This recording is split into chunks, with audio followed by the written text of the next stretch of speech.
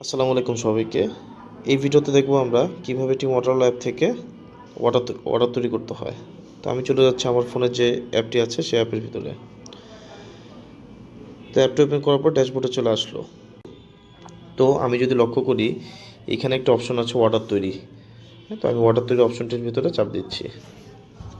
চাপ দেওয়ার পরে যে আমি যে আজকে দোকানটি তৈরি করলাম, যদি আপনারা লক্ষ্য করেন এই যে সিংহাই টি স্টল সবার উপরে আছে, যেহেতু আমি এটা মাত্রই তৈরি করেছি। তো আমি দোকানটির উপরে চাপ দিব। যেহেতু আমি সেম লোকেশনে আছি তাই আমি অর্ডারটি কিন্তু এখন গ্রহণ করতে পারবো। তো দোকানদার যদি আমাকে অর্ডার দেয় তাহলে আমি অর্ডার গ্রহণে যাব। দোকানদারের সাথে কথা বলেছি, সে অর্ডার করবে না, তাহলে আমি চেক আউটে চলে যাব। চেক আউটে চাপ দিব এবং আমি যদি দেখি দোকানের সামনে গিয়েছিলাম কিন্তু দোকানটি বন্ধ, তাহলে আমি দোকান বন্ধ অপশনটি সিলেক্ট করব। এগুলো করতেই হবে। তো আমি ধরে নিচ্ছি দোকান অর্ডার দিবে, তাই আমি অর্ডার গ্রহণ লেখাটির উপরে চাপ দিচ্ছি।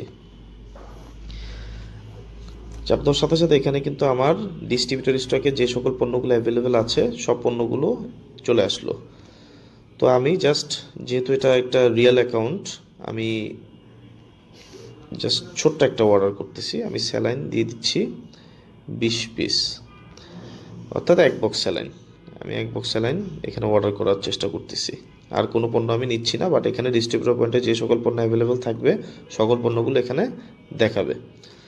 আর এখানে আরেকটা জিনিসও দেখাবে যে স্টক 3360 এবং মাস্টার প্যাক কত 240 পিস, অর্থাৎ ডিস্ট্রিবিউটর পয়েন্টে এই মুহূর্তে 3360টি স্যালাইন রয়েছে।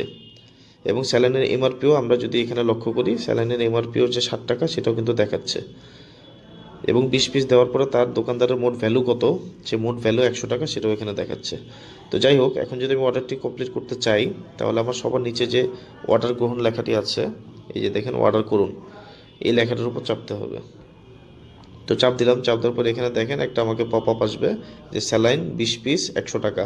তো এটা যদি ঠিকঠাক থাকে তাহলে আমি এখানে যে নিশ্চিত করুন লেখাটি আছে, আমি নিশ্চিত করুন লেখাটির উপর চাপ দিব। অথবা আমার যদি এখানে কোনো কিছু পরিবর্তন করতে হয় তাহলে সেক্ষেত্রে আমি নিশ্চিত করুনের পাশে যে এডিট লেখাটি আছে, এডিটে যেয়ে আমি আরও নতুন পণ্য অ্যাড করতে পারবো, অথবা যে পণ্য অ্যাড করেছি এখন সেটিও আমি আনসিলেক্ট করতে পারবো।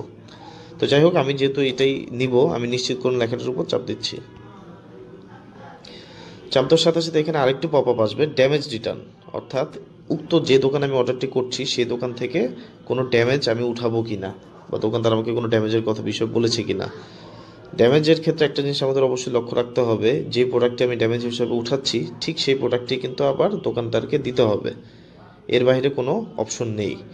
তো যেহেতু ড্যামেজ নাই, আমি এখানে না যে লেখাটি আছে আমি সে না লেখাটির মধ্যে চেপে দিচ্ছি।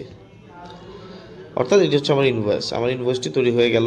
এখানে যদি লক্ষ্য করেন সবার নিচে লেখা আছে একটি টেস্টি স্যালাইন 20 পিস 100 টাকা, এবং এটা কোন দোকানে নিয়েছে সেই দোকানের তথ্যগুলো এখানে দেওয়া আছে, এবং এখানে পাশে ইনভয়েসের ডেট সব কিছু, ডিস্ট্রিবিউটরকে, এমডিওকে সব কিছু দেওয়া আছে এখানে।